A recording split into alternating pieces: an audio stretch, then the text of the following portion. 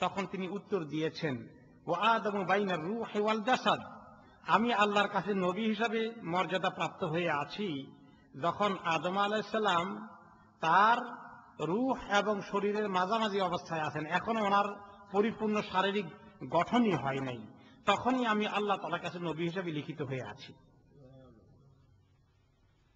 وقال صلى الله عليه وسلم إني عند الله خاتم النبيين وإنما آدم صلى الله عليه وسلم منجدل في طينته, যে আমি আল্লাহ তাআলার কাছে নবী হিসাবে আছি ওই সময়ও যখন আদম আলাইহিস সালাম মাটি দিয়ে বানানো অবস্থায় মাটির মধ্যে ওনার অস্তিত্ব তখন গড়াগড়ি খাচ্ছে, ওই সময় আমি অলরেডি আল্লাহর কাছে নবী হিসাবে আছি। এটা মুসনাদে আহমদে এসেছে, এটাও সহিহ হাদিস।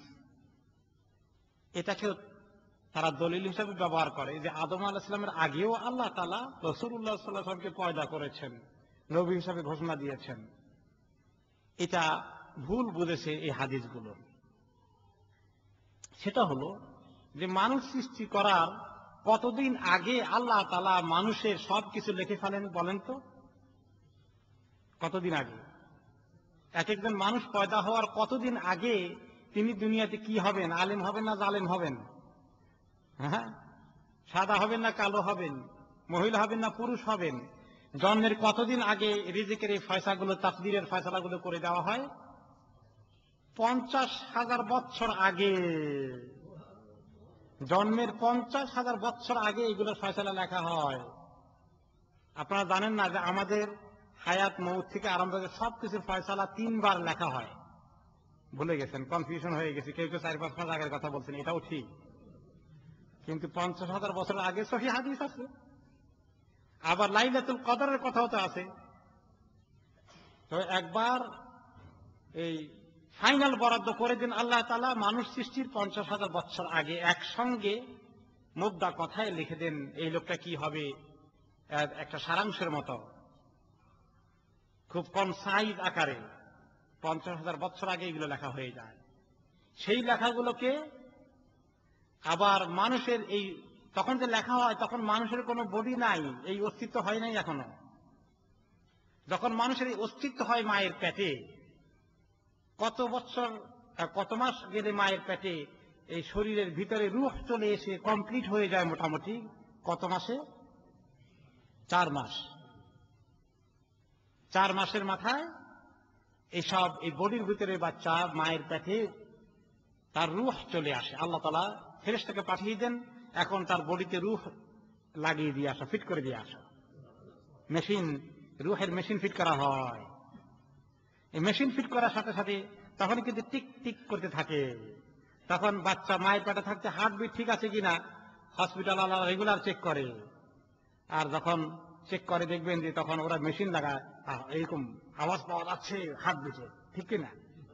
ওই যখন ওই মেশিন ফিট করে হার্টের হার্টবিট শুরু হয়ে যায়, রূহ, ওই সময় আল্লাহ তাআলার পক্ষ থেকে ওই যে 50,000 বছর আগে যেগুলো বরাদ্দ করা হয়েছে ওগুলা তার শরীরের মধ্যে ফিট করে দেওয়া হয়।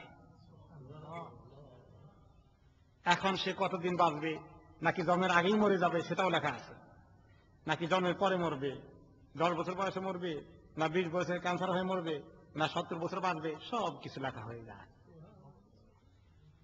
পুরো রেজেককে, পুরো হায়াতকে, পুরো আজলকে ফিট করে দেওয়া হয়। তাহলে এটা হলো দ্বিতীয় লেখা। প্রথম লেখা 50,000 বছর আগে, দ্বিতীয় লেখা মায়ের পেটে 4 মাসের সময়।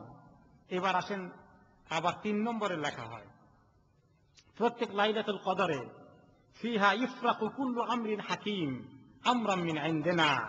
আল্লাহ তাআলা বলেন এই রাতে সকল বিজ্ঞানময় ফয়সালা আল্লাহ তাআলা করে ফেলেন। আল্লাহর পক্ষ থেকে কি কি ঘটবে এই লোকের আগামী বছরের জীবনে সবকিছু আল্লাহ তাআলা ওই রাত্রে ফয়সালা করে দেন। আগামী বছর এই লাইলাতুল কদরের পরে কোন কোন লোক মারা যাবে সবগুলো লিস্ট ফাইনাল করা হয়ে যায় এই রাতে। তাহলে এই রাতে কি লেখেন? 4 মাসে যদি সব ফিট করে দিয়ে গিয়ে থাকেন, তার নতুন করে প্রতি রাত্রে লেখার কি দরকার আছে? হ্যাঁ, বাকিয়া দেন, মুরব্বী বুঝে ফেলছেন, মাশাআল্লাহ। তখন ওই 4 মাসের সময় সবগুলো একসঙ্গে ফিট করে দিয়ে গেছেন। এগুলা ব্রেক ডাউন করে আলাদা আলাদা করেন নাই। এই বছর কি পাবে, আগামী বছর কি পাবেন, তারপরে বছর কি পাবেন, বছরের রিজিকের বরাদ্দ করে দেন লাইলাতুল কদরে। বাৎসরিক বাজেট না, হ্যাঁ বাৎসরিক। একসময় আছে না 5 সালা পরিকল্পনা নেয় সরকার, আবার সেটা বার্ষিক পরিকল্পনা ভাগ করে। কথা বুঝে আসছে? 3 পর্যায়ে রিজিক বন্টন করেন বা এই তাকদীরের ফয়সালা করে দেন। তো যদি এই যে 50,000 বছর আগে সৃষ্টির আল্লাহ তাআলা ফয়সালা করে ফেলেছেন আখেরি নবী কি হবেন, আল্লাহ তাআলা ফয়সালা করেছেন ইব্রাহিম আলাইহিস সালাম নবী হবেন কি হবেন না, আল্লাহ তাআলা ফয়সালা করে দিয়েছেন মুসা আলাইহিস সালাম নবী হবেন কি হবেন না, সব নবীদের ফয়সালাটাই এভাবে তাদের জন্মের কতদিন আগে, 50,000 বছর আগে ফয়সালা হয়ে গেছে। এই হাদিসে ওইটাই বোঝানো হয়েছে যে দেখো আমি যেদিন ইকরা বিসমি রাব্বিকাল্লাযী খালাকা, ওই দিন কেবল আমি আল্লাহর কাছে নতুন করে নবী হই নাই, আমি জানছি অবশ্য তারপরে, কিন্তু আল্লাহ কবে জানছেন? সৃষ্টির 50,000 বছর আগে আল্লাহ তাআলা সেটাকে ফয়সালা করে ফেলেছেন। আল্লাহর ইলমে বহু আগে আছে, কিন্তু আমাদের ইলমে অনেক পরে থাকে। এমনকি নবী করিম সাল্লাল্লাহু আলাইহি ওয়াসাল্লাম ইকরা বিসমি রাব্বিকাল্লাযী খালাকা যখন নাযিল হয়েছে গারে হেরার মধ্যে, তখনও তিনি জানেন না যে তিনি নবী হলেন। এই ঘটনা পড়ছেন না? ইকরা বলে পড়েন আপনার আল্লাহর নামে, আমি তো কিছু পড়ি টড়ি নাই, যে লোকে আসি বলতেছে কোনোদিন চেনানো নেই দেখানো নাই, সেই লোকে আসি বলে ধরি পড়ে, আমি কি পড়বো, আমি তো লেখাপড়া করি, মাদ্রাসা স্কুলে যাইনি। ওনাকে বুক মিলাইয়া অমনি করি একটা চাপা দিয়ে বলেন পড়েন, তিনি বলে যে আমি তো পড়তে পারি না, লেখাপড়া তো শিখি নাই। আবার দিলেন চাপা একটা, 3টা চাপা দিয়ে বলেন পড়েন এবার ইকরা বিসমি রাব্বিকাল্লাযী খালাক। তিনি রিপিট করতে থাকলেন, এই আয়াত পড়লেন, পরে ঘরে গেলেন, নতুন করে দেখছেন, কি জিনিস দেখলেন? এটা কাকে দেখছিলেন? জিবরাইল আলাইহিস সালামকে। তিনি এর আগে দেখছেন নাকি? কোনোদিন দেখেন নাই। জিবরাইল আলাইহিস সালাম কোনো পরিচয় দেন নাই, এই পড়া কেন পড়তে দিলেন তাও বলেন নাই, চাপ দিয়ে চলে গেলেন। এখন উনি চিন্তা করলেন কি দেখলাম, জিনিসটা কি? এখন সমাজে তো জিন ভূত কত কিছু আছে, এগুলো তো উনি শুনছেন, কিন্তু এখন তিনি মনে করছেন যে ওইরকম কিছু না, অন্য কিছু না, ভালো না মন্দ, কোন মানুষের মতো মনে হলো না, এই জিনিসটা আসলো কি? তিনি এরকম অস্থির হয়ে গেলেন, আর এরকম একটু মানে ভয় পাওয়ার মতোই ভেবা চাকা খেয়ে গেলেন, দুশ্চিন্তা নিয়ে ঘরে গেলেন। এবং এই যে চাপ দিছে এগুলোর কারণে ওনার জ্বর এসে গেছে।